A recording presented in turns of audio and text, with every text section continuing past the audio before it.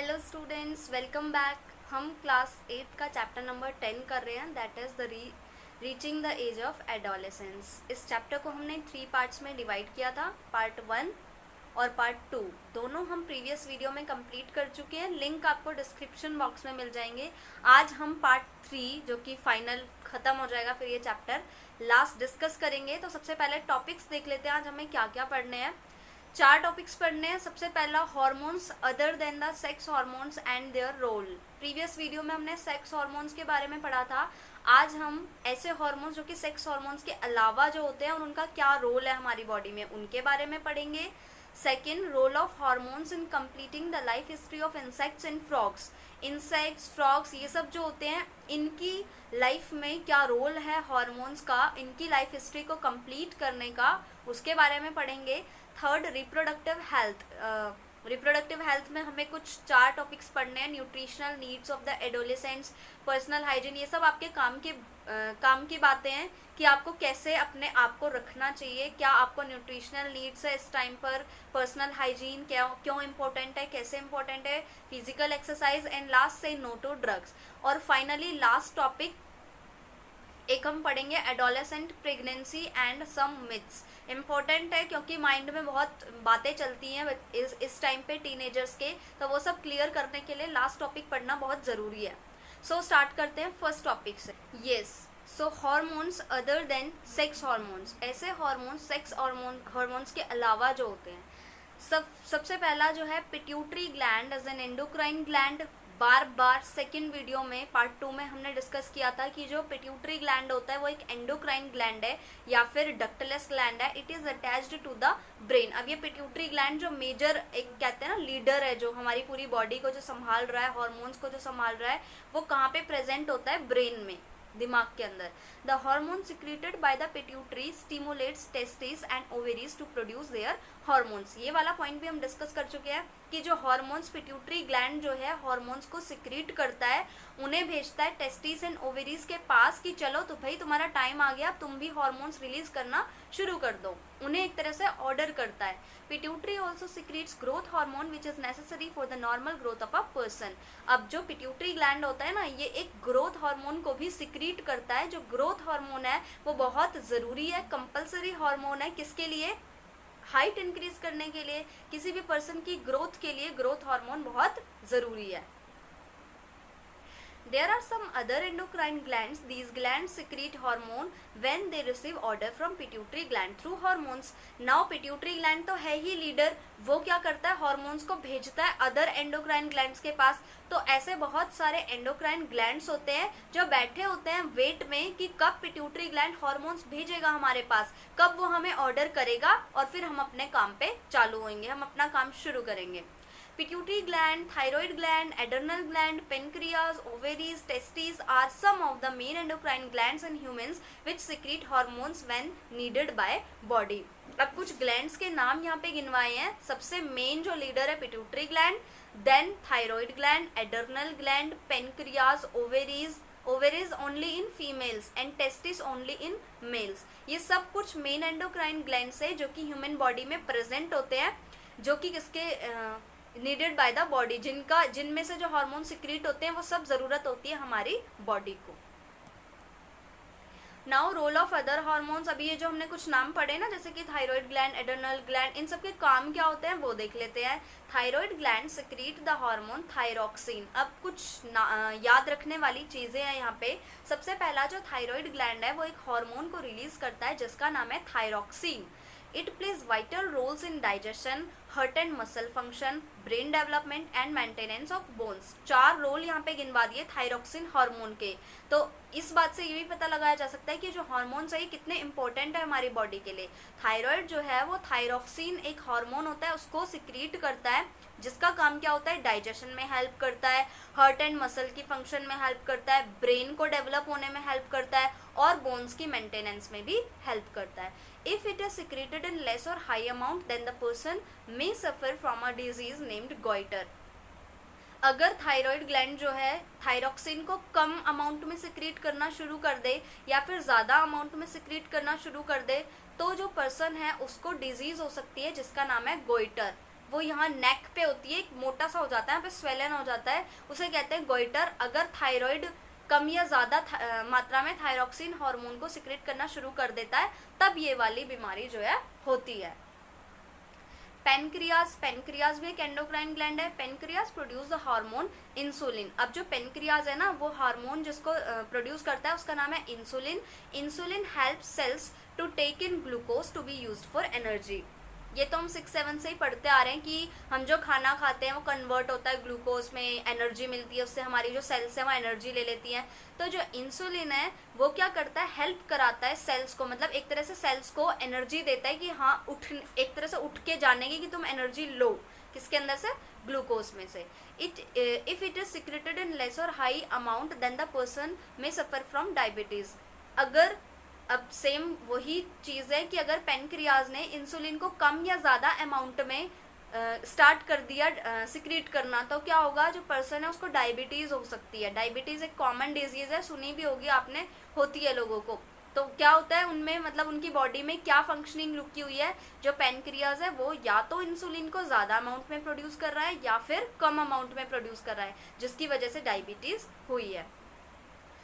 Now adrenal gland produce the hormone adrenaline. Adrenal gland एक और gland है जो कि हार्मोन को प्रोड्यूस करता है, एडर्नलिन हार्मोन को प्रोड्यूस करता है।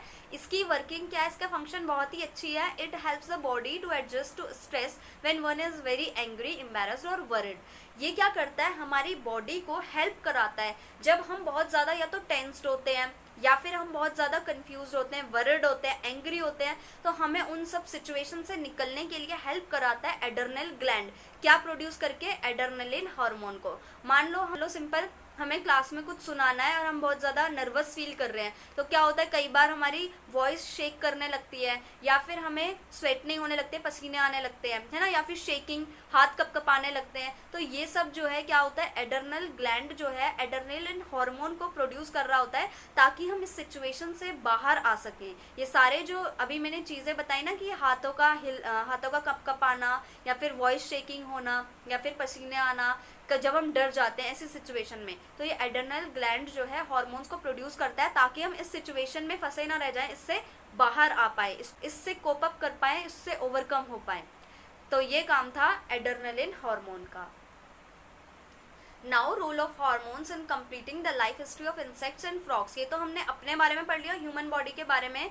नाउ कुछ इंसेक्ट्स और कुछ फ्रॉग्स जो होते हैं उनकी लाइफ में भी हार्मोन्स बहुत बड़ा एक तरह से रोल प्ले करते हैं। तो वो क्या रोल है, first one is change from larva to adult is called metamorphosis. ये चीज़ हमने पढ़ी है कि जब एक या तो सिल्क लार्वा जो होता है वो कन्वर्ट होता है मोथ में, मोथ जो है कन्वर्ट होता है एक प्रॉपर बटरफ्लाई या फिर सिल्क वॉर्म में, या फिर जो फ्रॉग है पहले लार्वा होता है वो फिर कन्वर्ट होता है एडल्ट फ्रॉग में। तो कुछ ड्रास्टिक चेंजेस में से गुजरता है, जो लार्वा है वो कुछ चेंजेस होते हैं उसकी बॉडी में जिससे वो धीरे धीरे करके बिल्कुल एडल्ट फ्रॉग की तरह दिखता है और काम भी सारे कर पाता है। इन चेंजेस को कहते हैं मेटामॉर्फोसिस। ऑलरेडी हमने डिस्कस किया हुआ है। Metamorphosis in insect is controlled bye insect hormone. अब इंसेक्ट के अंदर जब मेटामॉर्फोसिस होता है ना, तो ये कुछ हार्मोन्स कंट्रोल करते हैं इस चीज़ को। In a frog it is controlled by thyroxine, the hormone produced by thyroid. Frog जो होता है, एक मेंढक जो होता है, उसके अंदर भी मेटामॉर्फोसिस होता है। तो उनके अंदर एक हार्मोन होता है जिसका नाम है, पहले तो एक एंडोक्राइन ग्लैंड होता है थायराइड, सेम जैसे हमारे अंदर होता है, और वो सेम हार्मोन थायरॉक्सिन को प्रोड्यूस करता है। अब इसका रोल क्या होता है फ्रॉग के केस में, thyroxine production requires the presence of iodine in water. अब देखो, जो फ्रॉग है ना उसके अंदर थायरॉक्सिन प्रोड्यूस करेगा कौन, थायराइड। लेकिन एक कंडीशन होती है, थायराइड जो है वो एक कंडीशन मांगता है कि भाई मैं तभी थायरॉक्सिन प्रोड्यूस करूंगा, जब मेंढक को बोलता है मैं तभी थायरॉक्सिन प्रोड्यूस करूंगा हार्मोन जबकि तुम सॉल्टी वाटर में रहोगे, उस पानी में रहोगे जिसमें कि आयोडीन प्रेजेंट है फुली अच्छी खासी अमाउंट में। अगर तुम ऐसे पानी में रहोगे जिसमें कि नमक नहीं अच्छी क्वांटिटी में प्रेजेंट, तो मैं थायरॉक्सिन नहीं प्रोड्यूस करने वाला। और इसका फिर भुगतान किसको करना पड़ता है, फ्रॉग को। कैसे, अगर वो थायरॉक्सिन प्रोड्यूस नहीं करेगा तो थायरॉक्सिन ही हेल्प करता है एक लार्वा को कन्वर्ट होने में अच्छे खासे एडल्ट फ्रॉग में, मतलब वो जंपिंग करना सीख जाए, और पानी में तैरना सीख जाए। तो ये सब काम कौन सिखाता है उसको? ये थायरोक्सिन जब हार्मोन प्रोड्यूस होता है ना बॉडी में, तभी चेंजेस आते हैं धीरे धीरे, और तभी वो एडल्ट फ्रॉग की तरह बन सकता है। लेकिन अगर मान लो वो जो लार्वा है वो ऐसे पानी में रहे जिसमें कि आयोडीन जो है, quantity of iodine very less है, तो क्या होगा? थायराइड ग्लैंड नहीं करेगा थायरोक्सिन को प्रोड्यूस, जिससे वो एक अच्छा खासा एडल्ट फ्रॉग नहीं बन पाएगा, उसकी बॉडी में चेंजेस ही नहीं आएंगे। ठीक है, तो ये था इंसेक्ट एंड फ्रॉग के केस में। Now reproductive health. अब आपके लिए इंपॉर्टेंट टॉपिक रिप्रोडक्टिव हेल्थ क्या है? To keep the body healthy every human being at any age needs to have a balance diet. ये तो बड़ी ही कॉमन सी बात है कि अपने आप को हेल्दी रखने के लिए हर एक एज में ह्यूमन बींग्स को एक हेल्दी डाइट लेनी पड़ती है, हेल्दी खाना खाना पड़ता है, खाना चाहिए, एक बैलेंस डाइट लेनी चाहिए। The person must also observe personal hygiene and undertake adequate physical exercise. अब जो पर्सन है जिसको हेल्दी रहना है, बैलेंस डाइट तो कंपलसरी है ही है, उसके साथ साथ उसे पर्सनल हाइजीन का भी ख्याल रखना चाहिए और फिजिकल एक्सरसाइज भी करनी चाहिए। During adolescence these become even more essential as the body is growing. अब जब एडोलेसेंस की अगर हम बात करें तो इस एज में सबसे कहते हैं सेंसिटिव एज होती है एडोलेसेंस की एज, क्योंकि इतने सारे चेंजेस आ रहे होते हैं भाई हमारी बॉडी के अंदर, mental changes, physical changes, intellectual changes, emotional changes. तो इस टाइम पे हमें अपनी बॉडी का अच्छे से ख्याल रखना चाहिए। और ये जो तीनों पॉइंट्स अभी हमने पढ़े ना, balance diet, personal hygiene and physical exercise, ये तीनों की जो वैल्यू है और ज़्यादा बढ़ जाती है एडोलेसेंस की एज में। मतलब इस एज में इन तीनों को और अच्छे से हमें करना चाहिए। कैसे? सबसे पहले पढ़ते हैं nutritional needs for of the adolescents. Adolescents की न्यूट्रिशनल नीड्स क्या होती है? Adolescence is a stage of rapid growth and development, hence the diet for an adolescent has to be carefully planned। अब क्योंकि हमारी बॉडी में इतने सारे चेंजेस हो रहे हैं, हम ग्रो कर रहे हैं, इमोशनली फिट हो रहे हैं, इंटेलेक्चुअली फिट हो रहे हैं हम, तो हमारी बॉडी क्या चाहती है? हमें भाई न्यूट्रिशनल नीड्स हमारी पूरी हो, हमें एक बैलेंस डाइट दी जाए। अब तो जो खाना है एक एडोलेसेंस का, वो फुल्ली प्लान्ड तरीके से बनाना चाहिए। A balanced diet means that the meals include proteins, carbohydrate, fats, vitamins in requisite proportions। ये तो हम 6th क्लास से रटी रटाई डेफिनेशन पढ़ते आ रहे हैं। बैलेंस डाइट क्या होती है? जिसमें कि ये सारे जो न्यूट्रिशनल वैल्यूज जिनकी होती है, जैसे कि प्रोटीन, कार्बोहाइड्रेट, फैट, विटामिन्स, ये सारे जो है प्रॉपर अमाउंट में डले हों उस खाने में, उसे कहते हैं बैलेंस डाइट। तो ऐसा ही खाना हमें खाना चाहिए एडोलेसेंस के टाइम पे। वैसे तो हमेशा ही खाना चाहिए, लेकिन वैल्यू और ज़्यादा बढ़ जाती है एडोलेसेंस के टाइम पे, तो बिल्कुल खाना ही चाहिए। Our Indian meal of roti, rice, dal, pulses and vegetable is a balance diet. अब एक बहुत शानदार बात है कि जो हमारा इंडियन फूड होता है ना, हमारा खाना, जैसे कि रोटी, सब्जी, दाल, वेजिटेबल्स, ये सब, इन सब के अंदर न्यूट्रिशनल वैल्यू भर भर के होती है। मतलब ये पूरा ही एक बैलेंस्ड मील होती है। For infants mother's milk provides all the nourishment that they need. अब एडोलेसेंस में तो हमारे लिए ज़रूरी है बैलेंस डाइट खाना, लेकिन अगर आप सोचो कि भाई जब एक छोटा बेबी होता है वो तो खाता नहीं है खाना, ये सब चीज़ें, तो वो कैसे अच्छे से ग्रो कर पाता है? क्योंकि जो एक इन्फेंट होता है, एक छोटा बच्चा होता है, शिशु, उसके लिए मदर्स मिल्क जो होता है, मदर का मिल्क, वो उसमें सारी न्यूट्रिशनल वैल्यू होती है पहले से, उसके लिए वो चीज़ ही ज़रूरी है ग्रो करने के लिए। नाउ इम्पॉर्टेंट पॉइंट आप लोगों के लिए, चिप्स एंड पैक्ड और tinned snacks though very tasty should never replace regular meals as they do not have adequate nutritional value. Chips, packed खाना जो होता है, टीन्स की बॉटल वगैरह में मिलते हैं, ये सब बेशक खाने में बहुत टेस्टी लगता हो, लेकिन इसको जो हमारी एक बैलेंस डाइट, जो हमारा टाइम होता है खाने का, ब्रेकफास्ट, लंच एंड डिनर, इस टाइम के खाने से रिप्लेस कभी नहीं करना चाहिए। बेशक आप चिप्स और पैक्ड खाना खा रहे हो, कुछ भी खा रहे हो, लेकिन वो कभी ऊपर नीचे खा लिया, जैसे कि जो 2 मील है हमारा, ब्रेकफास्ट और लंच है, उनके बीच में कभी खा लिया, पर ऐसे कभी नहीं खाना चाहिए कि भाई चिप्स खा रहा हूँ मैं, यही मेरा लंच है, मेरे को खाना नहीं चाहिए। ऐसा कभी नहीं करना चाहिए, क्योंकि इनमें न्यूट्रिशनल वैल्यू तो होती नहीं है, उल्टा हार्म होता है, हमारी बॉडी को और हार्म देंगे ये, इसीलिए हमें इन सबको अवॉइड करना चाहिए। सेकेंड, पर्सनल हाइजीन क्यों ज़रूरी होती है एडोलेसेंस के लिए, और कैसे हमें पर्सनली हाइजीन मेंटेन करके रखनी चाहिए। Bath at least once every day is necessary for teenagers because the increase activity sweat gland sometimes make the body smelly. Teenagers के लिए डेली बाथ लेना बहुत बहुत बहुत इम्पोर्टेंट है। क्यों? क्योंकि स्वेट ग्लैंड्स ज़्यादा एक्टिव हो जाते हैं, जो हमारे स्वेट ग्लैंड है जिससे कि पसीने आते हैं वो ज़्यादा एक्टिव हो जाते हैं एडोलेसेंस की एज में, तो कई बार हो सकता है हमारी बॉडी स्मेल दे, एक गंदी सी स्मेल प्रोड्यूस हो। उसको हटाने के लिए हमें क्या करना चाहिए, डेली बाथ लेनी चाहिए। All parts of the body should be washed and cleaned every day. Daily पूरी बॉडी के हर एक पार्ट को अच्छे से वॉश एंड क्लीन करना चाहिए। If cleanliness is not maintained there are chances of catching bacterial infection. अगर हम क्लीनलीनेस को नहीं करेंगे, ढंग से ऐसे ही इग्नोर कर देंगे, तो हमें बैक्टीरियल इन्फेक्शन होने के चांसेस बढ़ सकते हैं। Girls should take special care of cleanliness during the time of menstrual flow. Last video में हमने पढ़ा था मेंस्ट्रुअल फ्लो क्या होता है, मेंस्ट्रुएशन क्या होती है, मेंस्ट्रुएशन साइकिल क्या होती है। तो girls during their menstrual cycle, girls में जब मेंस्ट्रुअल फ्लो हो रहा होता है, जिन डेज में 4 to 5 डेज चलता है नॉर्मली, तो उन डेज में उन्हें स्पेशल केयर करनी चाहिए, अपनी क्लीनलीनेस रखनी चाहिए, साफ सफाई रखनी चाहिए, वरना और डिजीज के चांसेस बढ़ जाते हैं। तो ये था personal hygiene. Now coming to next point, physical exercise. Physical exercise क्यों जरूरी है? सबसे पहला, walking and playing in fresh air keeps the body fit and healthy. Everyone knows, हर किसी को पता है कि भाई वॉकिंग एंड प्लेइंग करने से, फ्रेश एयर में रखने से अपनी बॉडी को, हम अपनी बॉडी को फिट एंड हेल्दी बना सकते हैं। All young boys and girls should take walks, exercise and play outdoor games. हर एक जो यंग बॉयज या फिर यहाँ पे टीनेजर लिखें तो ज़्यादा बेटर होगा, जो टीनेजर बॉयज एंड गर्ल्स हैं उन्हें वॉकिंग करनी चाहिए, एक्सरसाइज करनी चाहिए, आउटडोर गेम्स खेलना चाहिए। इस सब से वो अपनी बॉडी को फिट एंड हेल्दी रख सकते हैं। These days, adolescents are busy in their studies and to fresh their mind, they use mobile phone to play games. ये बहुत ही कॉमन सी बात है आज के सिनेरियो को देखकर कि आजकल बच्चे बहुत ज़्यादा एक तो स्टडीज़ में बिजी रहते हैं, फिर अगर वो थोड़ा सा ब्रेक भी लेना चाहे, अपने माइंड को फ्रेश भी करना चाहे, तो वो फ़ोन में लग जाते हैं, फ़ोन में गेम खेल लेंगे कि भाई माइंड फ्रेश हो गया। But playing mobile phone games can give happiness for some time but not develop you physically. लेकिन फ़ोन में गेम खेलने से आपको थोड़ी देर के लिए तो खुशी मिल जाएगी कि हाँ हमने गेम खेल ली, माइंड फ्रेश हो गया, लेकिन लॉन्ग टर्म पे चल के वो इफेक्ट कर सकता है, वो आपको फिजिकली फिट नहीं बनाता बिल्कुल भी। So it is compulsory for every teenager to play outside games. इसीलिए एवरी टीनेजर, हर एक टीनेजर के लिए ये कंपल्सरी है, ये ज़रूरी है कि वो आउटडोर गेम्स खेले, बाहर जाके खेले, ताकि हमारी बॉडी को कुछ एक्सरसाइज करने को मिले और फिर हम फिट रह पाएँ। Say no to drugs. Now important point, drugs को नो कहना है कैसे?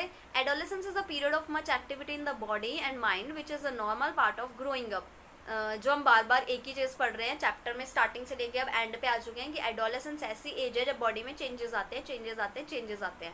तो यही बात बोली है कि एडोलेसेंस एक ऐसी एज है जबकि बॉडी एंड माइंड दोनों में ही बहुत ज़्यादा चेंजेस आ रहे होते हैं, जो कि नॉर्मली ग्रोइंग अप का एक नॉर्मल पार्ट है। ठीक है, कोई ऐसी अलग सी चीज़ नहीं है कि क्यों मेरी बॉडी में इतने चेंजेस आ रहे हैं, ये एक नॉर्मल पार्ट है।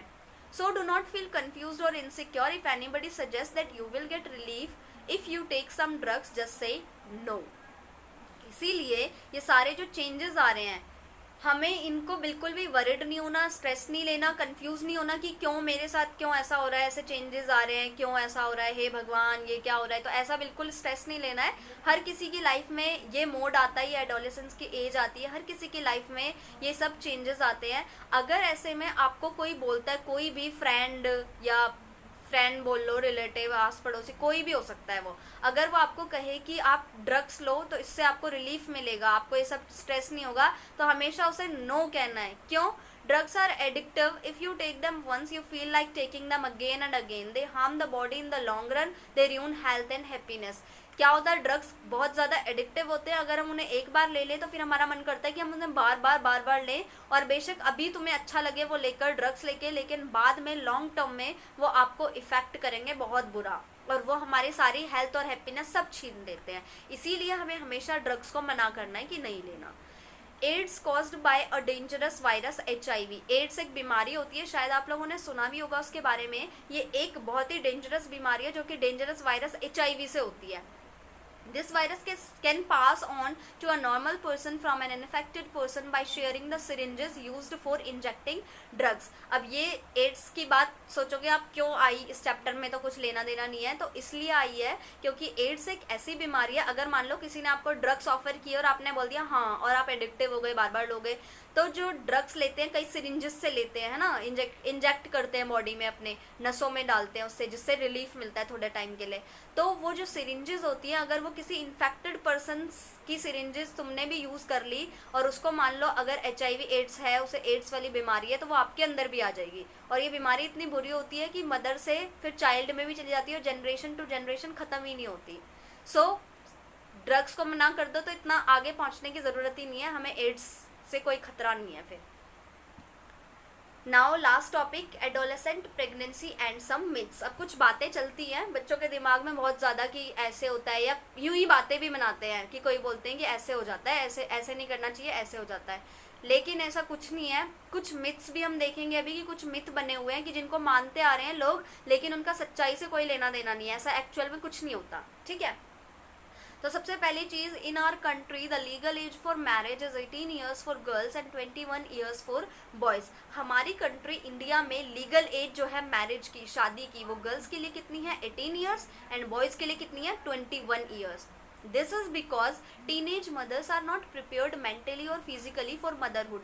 अब वैसे तो हम देखें तो जो रिप्रोडक्टिव फंक्शन है वो स्टार्ट हो जाता है गर्ल्स में 10 to 12 एज में, जैसे ही वो एंटर करती है एडोलेसेंस की एज में। लेकिन शादी के लिए जो लीगल एज है वो 18 ईयर्स क्यों रखी गई है, क्योंकि अर्ली एजेस में जब वो टीनेज होता है वैसे ही हम इतना स्ट्रेस होता है कि बॉडी में इतने चेंजेस आ रहे हैं, क्या हो रहा है, तो इतनी स्टार्टिंग में जो गर्ल है वो रेडी नहीं होती मेंटली और फिजिकली फॉर मदरहुड। मदर बनने के लिए वो मेंटली एंड फिजिकली प्रिपेयर्ड नहीं होती, इसीलिए जो लीगल एज है मैरिज की वो 18 ईयर्स है। Early marriage and motherhood cause health problems in the mother and the child, she is not ready for responsibilities of motherhood.